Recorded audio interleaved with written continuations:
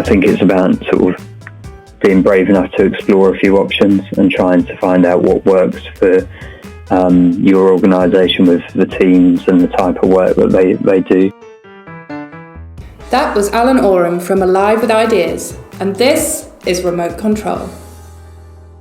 With me today on the Remote Control podcast is Alan Oram from Alive with Ideas, a really creative agency tackling all things internal and external communications. Welcome, Alan. Thanks for having me. Great to be here and to have a chat about remote workers. Yeah, I think it's going to be really interesting. Some of our kind of prior conversations have been around the creative approaches that you work with and some of the things to consider when it comes to trying to be creative. And I don't know, part of me thinks that remote workers lends itself to that creative thinking, to think outside of the box, and it's not just putting flyers on walls, it's thinking about the plan and the message and getting it out there in different channels. So yeah, I think it should be a great conversation. Yeah. There's a lot to think about when it comes to remote workers and how to engage them. And obviously there's different, as we've mentioned in our sort of previous chats, there's a lot to consider in that there's various different types of remote workers. They're not always obviously office based, which is a trap that people can fall into. But if you've got frontline staff that are engineers, or they could be firefighters, could be nurses, or it could be people in a retail environment, then it's thinking about all of that as well. So yeah, lots of different channels. So yeah, I'll start off with an easy one, but pretty fundamental to the podcast is: do you work remotely, and do other people within the agency, do they take advantage of the remote working options? Yes. Yeah. So I'm actually at home today. I sort of find it quite useful to get away from the office from time to time when I need time to think about the sort of bigger picture about either projects that we've got going on or where we're taking the agency and things like that. Others do take advantage of that as well.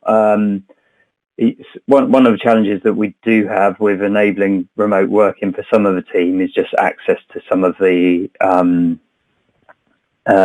files and bits and pieces. Obviously, with sort of video production, all of that sort of stuff, then you push in relatively big files around, and that's video animation and many other things that we get involved with. So that causes some of the creative team a little bit of a challenge on that front. But whenever possible, we make sure we can do it because it works for them and works for us. So sure. I guess some of the remote work for your team would also be working alongside clients kind of at their premises or areas like that. So it's kind of another different take on it, really. Yeah. So particularly if we've got the sort of more client-facing members of the team, they're out of the office a lot anyway, which means that we need to be pretty flexible in the way in which we go about things. And we want to, as much as remote working is a thing, flexible working as an approach as well is really important, and trying to get that balance right between people's lives and what's needed from our clients, and sort of trying to balance those two things off so that people are getting a little bit of time back in their days to do the things that they need to do at home. So that's an important aspect to it. Yeah, making sure that the task can be completed doesn't necessarily rely on where they are, I guess. No, absolutely. The current theme that we've had across kind of a number of these conversations on this remote control podcast is people are kind of talking around things like work is a thing they do, not a place they go. I quite like that phrase.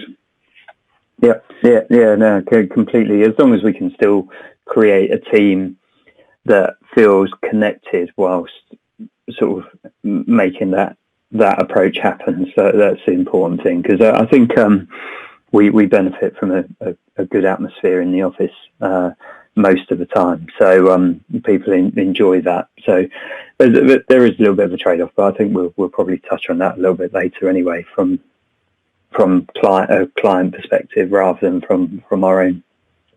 Yeah, definitely. So one of the reasons why I wanted to record this podcast and get some thoughts and insight into how companies are dealing with remote working is one of the bits of research I saw from the Office for National Statistics that 50% of the workforce will work remotely in 2020. Now, I think this kind of does touch on the potential misconceptions that you mentioned before around making sure we're talking about office workers or frontline staff, such as people in retail outlets. I thought that's a really, to me, as an office worker, that struck me as a really large number. I thought, yeah, that seems like, of big companies that mainly are all office based, that's a big impact on them. Since then, I've seen some figures from the state of remote working from Buffer, which is a really great report actually, and it suggests that 90% of remote workers want to stay remote for the rest of their career. So it's not just this is what I'm doing now kind of status, it's this is what I'm doing and this is where I want to go as well. So really interesting. I just wondered what type of impact you've maybe seen on some of your clients or conversations you've had with clients around how they're dealing with kind of a more diversely spread workforce. No, it's a good point, and those numbers are high, aren't they? They feel high, particularly from the Buffer side of things. I think when you get a situation where you can work remotely, for some, the thought of going back to the office and the impact that would have on their lives, let alone their work, but on their lives, would be, you wouldn't be able to sort of return to that way of working, and it makes complete sense. So yes, we've seen more and more clients sort of embracing that way of working, and it does mean at times that there needs to be a shift, particularly if you are transitioning from one way of working to another.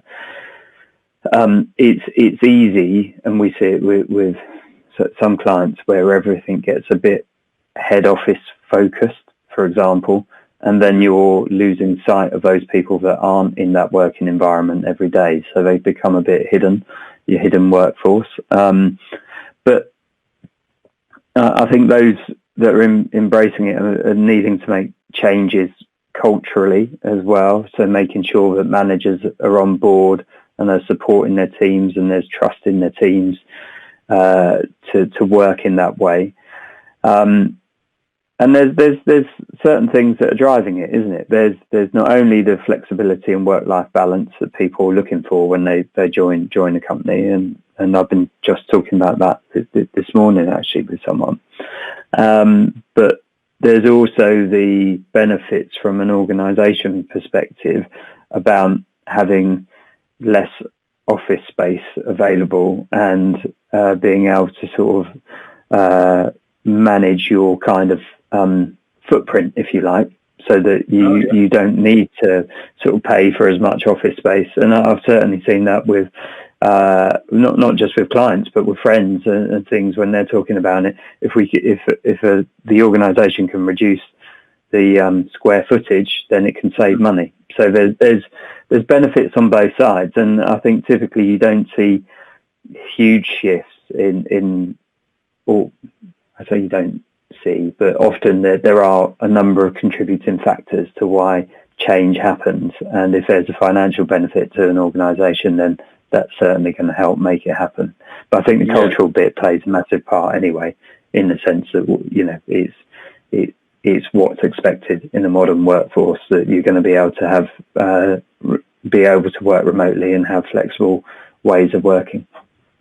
Yeah, I think even just some of the terminology you mentioned there in terms of reducing the footprint, that makes me think about kind of even the carbon footprint of commuters. Yep. And I think the Buffer stat around 90% of remote workers wanting to stay that way, I'd be really interested to see what percentage of that is down to the commute. So working remotely, if that kind of totally cuts out a half an hour, 1 hour one-way commute, that's a really big impact on that person's life, both at work and at home. And you can really understand why they wouldn't want to go back into a role where they would need to commute on a full-time basis.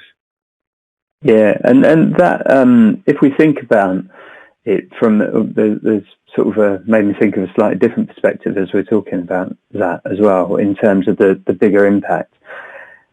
Often people's most stressful moments of the day are getting to and from work. So particularly if you've got kids, getting the kids out the door, getting them off to school, getting in the car, getting stuck in traffic, and that's before your day started. You're already stressed and wound up. I mean, when we think about health and well-being and that perspective on things, the benefits on not needing to do that commute are, quite significant, I think. And I think there has been research to say that actually, the commute in many people's day is one of the most stressful parts, or it contributes to a stressful kind of working day. So being able to, there's sort of three different parts there, isn't there? There's the organisation's perspective, there's the individual's perspective, and that's on a mental health perspective, and then there's the environment as well. So that you can all have a positive impact on those three things, then that's a pretty good reason to get on board with remote and flexible working, I would suggest. Yeah, totally. It's a very good case for it, and as long as the planning behind letting someone or a team or the entire workforce work flexibly is in place, then you can totally understand why more and more companies are adopting it. And from the individual point of view, I work remotely, and I managed to avoid that commuting stress this morning. Dropping my little one off at nursery was a breeze, because I then didn't have to join everyone else going the same way on the rest of the commute. So I totally get behind that. And it's one of those areas in your day where maybe you don't have total control over it. And not everyone is such a good a driver as they like to think they are. So it can definitely add in that way, for sure. So I really want to talk now about some creative approaches or ways to plan for a creative approach to internal communications for flexible and remote workers, whether that be frontline workers such as in retail staff or banks, or whether it's those office workers that are working from a coffee shop or from their home. And I found some examples while I was researching for this episode, and I thought we could maybe talk around a couple of those, and then also just discuss from your point of view, your expertise, some of the areas where you think creativity can come into it, maybe a little bit more than you'd imagine or that we're seeing currently. Yeah, sounds good. So one of the ones that really struck me was, and this was a surprise, was from the NHS. So the goal was to get more of their staff getting their free flu jab. That would be helping to protect patients from the flu during flu season. And there was it was between 6 sites in Merseyside, and it was a really well-planned campaign. It was a really small budget, actually. Looking at the award entry that I found this via, I think it was a £3,000 budget split 6 ways. So, kind of £500 per site. And I think we all know the troubles that NHS have with budget. So even though it doesn't seem like much, I'm sure that was probably quite hard to find. And whilst the campaign was really well planned, it kind of went across different channels, including video, print, digital, and kind of in all the different rest areas as well. What really struck me was the tone of copy was it actually made you smile, and that's probably the last thing I expect from an internal comms campaign from the NHS. Some of the wordplay, the creatives, the puns that they used did really kind of make even me as a researcher take notice of it, and kind of had a little wry smile at it. And the results they had were they had record levels of their staff taking up the free flu jab, and I just thought that was really good, because I can imagine it really stuck out to them on, say, a notice board, the funny creative that kind of alluded to the added benefits of the flu jab, or just some of the puns. Everyone loves a pun. I just thought that was really good, and from my perspective, really unexpected organisation to have that creativity, and that might be doing the NHS a massive disservice. I was going to come in and not defend, because you're not suggesting that they're not good. Every year, I get involved with the Comms 2.0 Unawards, which is a public sector awards sort of ceremony and thing to recognise the great work that goes on. It's not just public sector, actually. That's wrong of me to say that, but predominantly you get a lot of public sector organisations sort of enter that. And I judge the creative category, and I also judge the internal comms category. So it ties in. Oh, nice. Lovely with what you've just been talking about, and I think they are, as a group of people, public sector comms people, do an incredible job with not much to work with from as you say, from a budget perspective. We see entries that have got far less money assigned to it than even what you mentioned there. There was a video that someone created where they'd spent 12 quid buying some toys, and they made the video themselves, and it was an incredible piece of work. So, and I think that's sort of to bring it back a little bit to what we're chatting about. It's really important that people don't see creativity as a luxury item, because one of the things that I sort of often talk about is that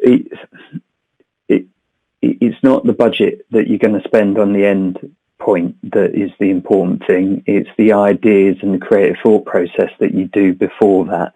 Now, your luxury item in that process might be time to think in a certain way. But I've worked with comms teams to sort of try and help them generate ideas and come up with campaign thoughts. And actually, with the right process in place, you can do it in a relatively short space of time, an hour or so, and you've got a load of ideas, and it's how then you implement them and roll them out. Needs a bit of creative thought as well if you're going to avoid spending any money. So that's it's all about the creative thought when you haven't got any money to spend with. It's how can we make this happen with on a shoestring budget often. I guess without that budget, you need that idea to really cut through, and that's potentially where the added creativity can come from, because you know that's the piece that needs to stand out above being able to pay to play in certain areas, I guess.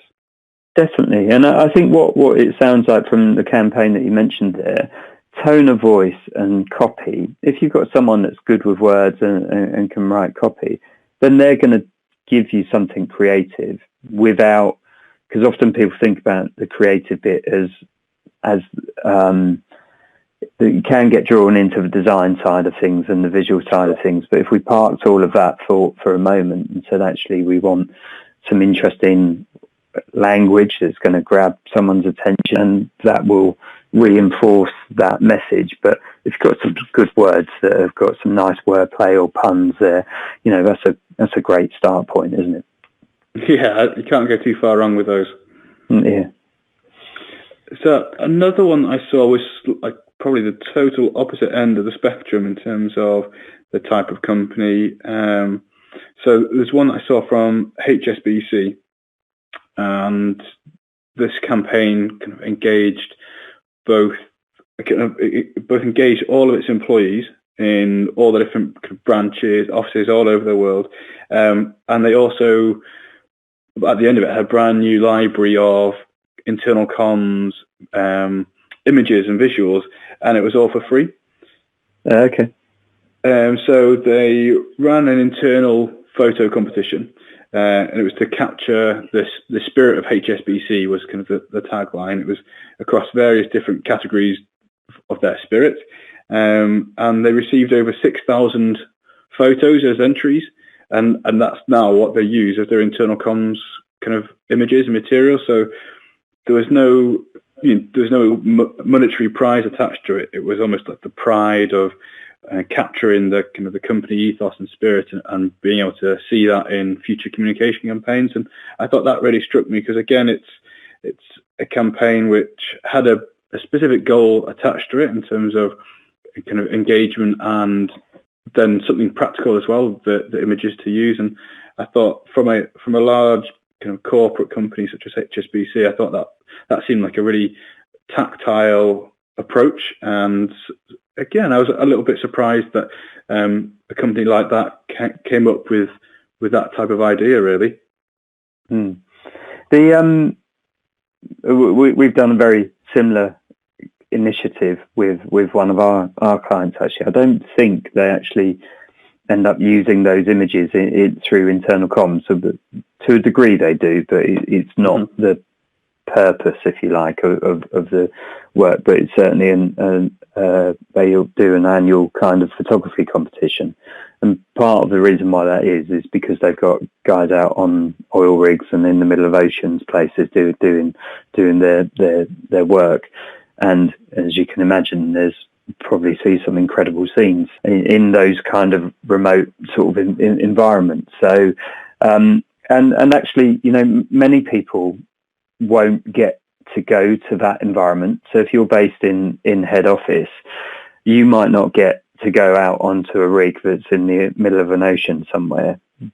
So how do we bring that closer? How do we bring that experience and understanding of the scale and scope of the work that gets done within an organisation? And through an initiative like that is one way of doing it, I guess, is because even though you can't get to be there, you get to see it and understand it. Now, there's nothing better than actually experiencing it firsthand, but if you've got the imagery and that sort of individual's perspective on where they are, at least you get some sort of context to those different working environments that are around the world for someone like HSBC.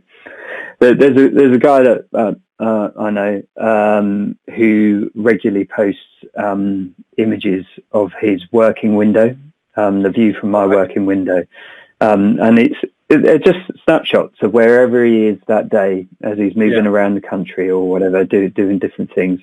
So one day it'll be a cafe in a train station somewhere, or on a train, or in someone's office, or whatever it might be, because it's always on the go.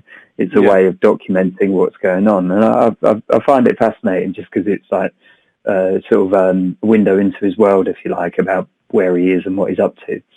And it sort of strikes me that that's sort of what HSBC are doing, but on a bigger scale.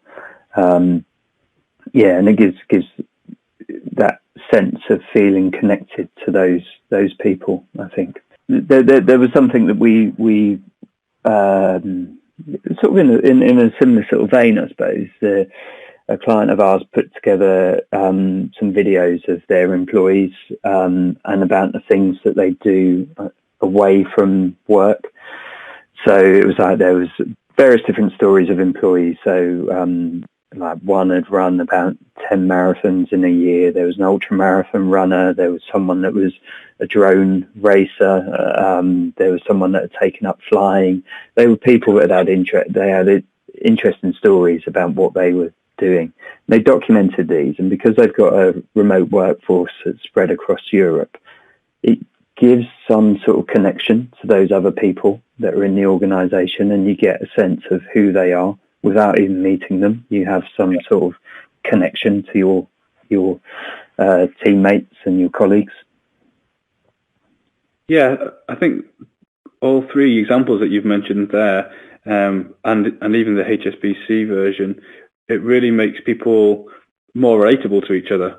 So whilst there might not be a measurable impact from the campaign, it's inevitably making working together much easier, and having insight into kind of what people's interests are, what they're doing outside of the office, I'm sure makes meetings go a lot easier, and conversations can be kind of sometimes less formal. And it just seems like it's a really good way for companies to help people work better together, but that's always going to be really hard to measure, I guess, and that's something that always comes up in these conversations as well, is how are internal comms campaigns measured? Can it be done differently for remote workers? And yeah, so far I don't think anyone's found that silver bullet. No, I guess some of, and you're right. I don't think there's necessarily one way of measuring, and there's not one sort of tool or approach to the remote workers, sort of connecting with those remote workers. I think it's about sort of being brave enough to explore a few options and trying to find out what works for your organisation with the teams and the type of work that they do. I think technology is obviously making life a lot better, and having those the right tools in place to connect people and then enabling them to interact and chat in a way in which is as natural as possible is really important. Yeah, totally agree. I think anything that can remove almost the screen persona, or the having it be just an email come from someone and getting to know the person behind that just makes that much easier. Yeah, definitely. And we see this in teams where they're dispersed. So you've got you might have head office and satellite offices and things like that, and the tension that can build between almost an us and them kind of culture between those people that aren't based in the head office. But when you bring people together in a room and you start letting them chat, that breaks down. People don't act in the same way. And I think with the right technology in place, you can echo that and get as close to that as you possibly can. Yeah, one of the conversations we had on a different episode was someone was talking about one of their clients held the usual conference calls, but almost as a standing agenda point, there was the almost the preamble chit chat that an in-person meeting has. So the 5 minutes before everyone turns up, you're catching up. Well, how was your weekend? Or that's a nice tan. Where have you been? And this particular example was that they had this built in for the people that would kind of remote into those meetings, and I thought that was a really interesting way of doing it. Kind of almost making a point of it, and we came on that episode of Remote Control. We talked about being intentional, and obviously there's the intent there to make sure remote workers are finding out about their co-workers' lives outside of the office, and just helping those conversations go along more smoothly. Well, if we think, back a little bit and think about why a lot of people would stay in a certain job, and when you ask that question, they might love the work in some instances, and some instances they won't. But often people say, well, I really enjoy the people. That's why I come to work. It's about my team and those sorts of things. And if we don't want, I think remote working and flexible working is important, and we need to do that. And more people need to sort of make progress towards doing that if they're not doing it now. But having a sense of connection with those that you work with is really important. And I think that's a lovely point that you mentioned there about being intentional. And often you hear about meetings taking too long, or there being too many meetings, that sort of thing. Yeah. But actually, some of those interpersonal kind of chats that people are having are important to build a connection in a different way. And there should be space in the workplace to have those conversations. Yeah, totally agree. Regardless of where you are, where you're working, it's really important to find out that kind of that extra level about the people that you're working with. And I thought that was kind of a really nice approach to do that. Yeah, definitely. So earlier, Alan, you mentioned kind of working with some clients on the process to help creative ideas and campaigns. I was wondering if you'd be able to maybe share some kind of tips or pointers on areas where kind of internal comms professionals can look to be creative, or things to consider for their next campaign, how to kind of maybe, just add that extra element of creativity into it? Yeah, sure. I think it was interesting that you highlighted a couple of examples earlier about organisations that are being sort of creative, and perhaps you wouldn't expect them to take that approach. I think there's a huge scope for creativity in internal comms, and particularly as I think you mentioned there, almost it makes your message stand out more when we invest that little bit of extra thought into it and take a slightly different approach to what maybe people are used to seeing. So when I talk about so whether it's our clients or whether it's just workshops I'm running, one of the things that people often kick back about is budget and time being the things that get in the way. And as you highlighted with the NHS case study there, budget is never the thing that really gets in the way. Budget tends to get in the way of execution rather than the ideas and the creative approach itself. So I think the first thing, if we're going to try and push the creative approach within internal comms and any comms activity, to be fair, is to try and free ourselves of some of that kind of, in the nicest possible way, baggage that we carry with us, and to say, well, actually, we can't do X because of that thing that's getting in our way. So if we stop thinking and worrying about money for a while and just sort of step back from the challenge at hand and try and get a fresh perspective. Now, when people are forced to do that, it's difficult, because it's like, well, okay, so where do we start with this? Where do we start? How do we start generating a fresh approach to this campaign that we've got in front of us? So the thing is, you need some stimulus, right? You need something that's going to kick off a conversation between a group of people. Or if you're by yourself, then, where do you start? Now, for me, I would tend to go out and start looking around and seeing what others are doing in a similar kind of space. And so if a challenge is about encouraging people to work remotely, let's take a look, see if we can find any other campaigns that are doing a similar thing. What that typically leads to is a related area or field where I'll be thinking, well, actually, okay, this campaign that I'm looking at now in front of me isn't necessarily about remote working, but I can see where there's a connection, and I can see where there's a connection between that challenge and the challenge that I'm trying to address.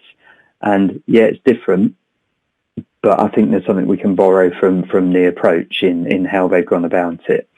So that's more of a logical process, if you like, and I will keep pushing that approach where you get almost further and further away from the start of your challenge, because we can get bogged down in all of the detail and all of that sort of stuff.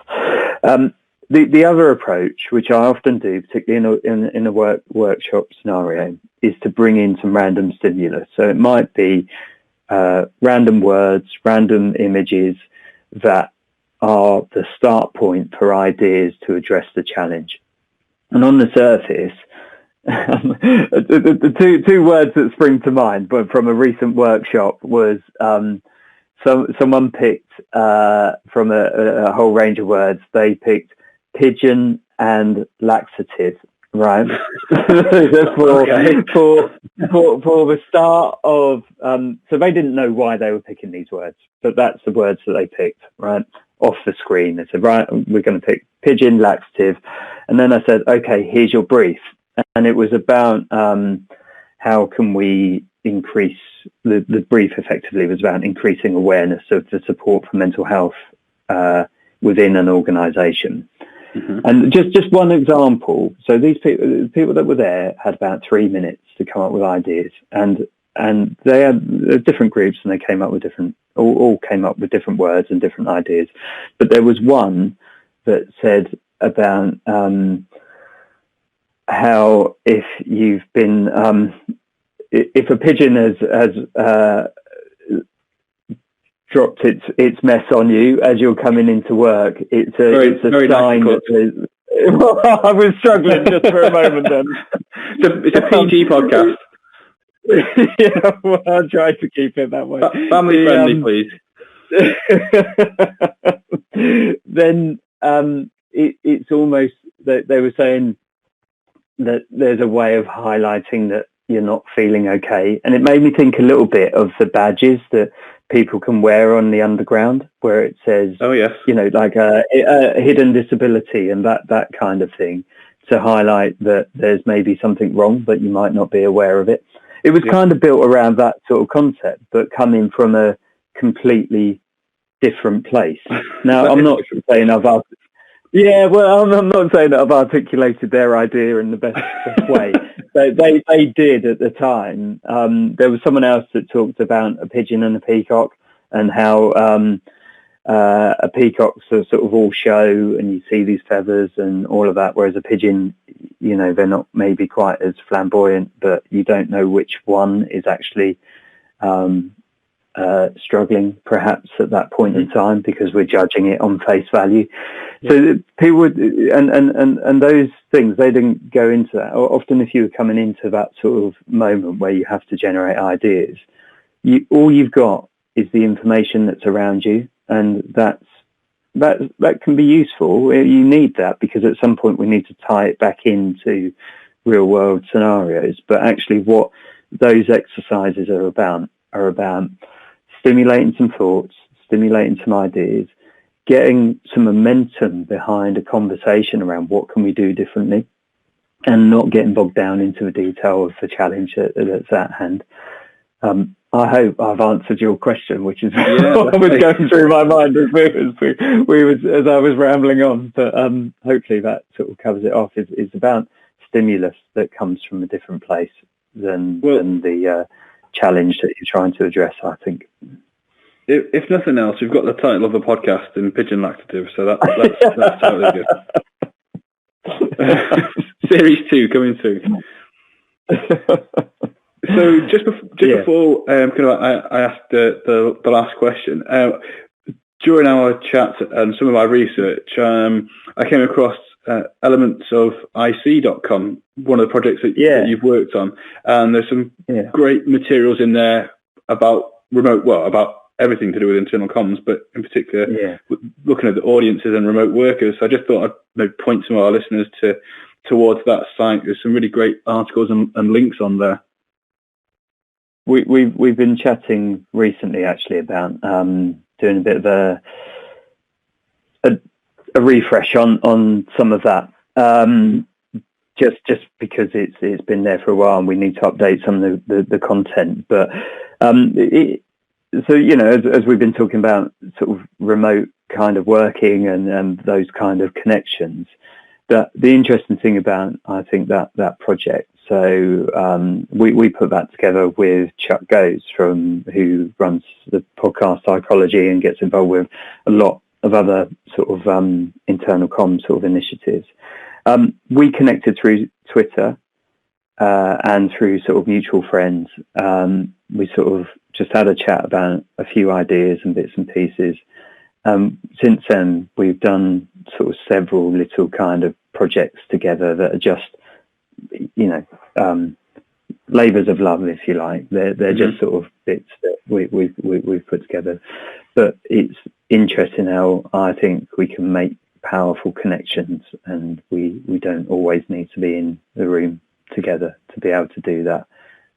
When you get on and when you connect with someone, that can really work. And whether it's remotely or within the office environment, you can still make some great stuff happen. Yeah, definitely. I think you can look in, probably everyone's had that experience at their work or in friendships. I think you're always going to keep in touch with friends if they move away. The real friends who doesn't really matter where they are, you're always going to keep in touch with them, regardless of what they're doing, and that goes the same for projects, I guess, at work. Now, this last question is one, and I don't feel judged by your answer. The judgment will come behind your back, so it's totally fine. So Brilliant. That makes me feel much better. Yeah, totally. It's fine. It's not recorded judgment, so that's the key thing. Okay. So the podcast is called Remote Control, and I just thought I couldn't really do a podcast called Remote Control without asking about your telly habits. So are you watching something on the small screen that you'd recommend? Well, it's just lucky timing because I don't watch a huge amount of telly. Most of the telly that I do watch tends to be kind of topical or satire sort of related. So I love things like John Oliver and stuff like that. That's all great. So I don't tend to binge on too much other stuff.